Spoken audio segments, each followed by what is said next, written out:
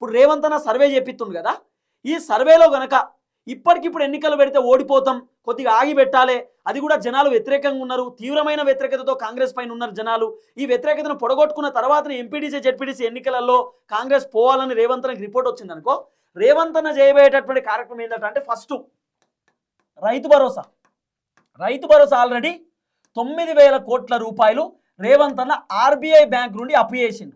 ఈ 9,000 కోట్ల రూపాయలు ఎకరానికి 6,000 రూపాయల చొప్పున రేవంత్ అన్న రిలీజ్ చేయడానికి సర్వం సిద్ధం చేసిండు, రెడీ అయిపోయినటువంటి పరిస్థితి. ఇదొకటైతే తర్వాత రైతు భరోసా ఒకటైతే రైతు రుణమాఫీ కూడా. రైతు రుణమాఫీ దాదాపు ఇంకా 25% పూర్తి కాలే, 5% రైతు రుణమాఫీ చేయడానికి కూడా రేవంత్ అన్న రెడీ అవుతున్నాడు కేవలం ఎన్నికల ముందు. ఇదొక స్ట్రాటజీ.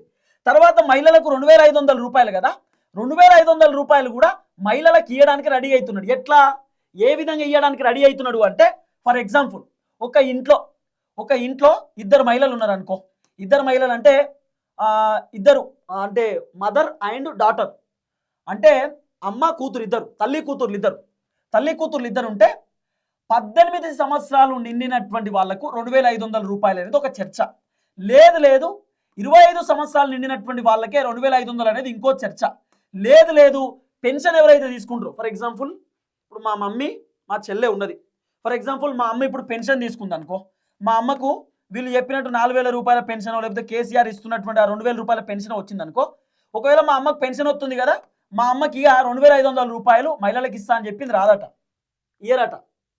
ఈ 2,500 రూపాయలు మా చెల్లెకి వస్తుంది, మా చెల్లెకి కూడా మళ్ళీ 18 సంవత్సరాలు దాటి ఉండాలి, ఉంటేనే వస్తుందట.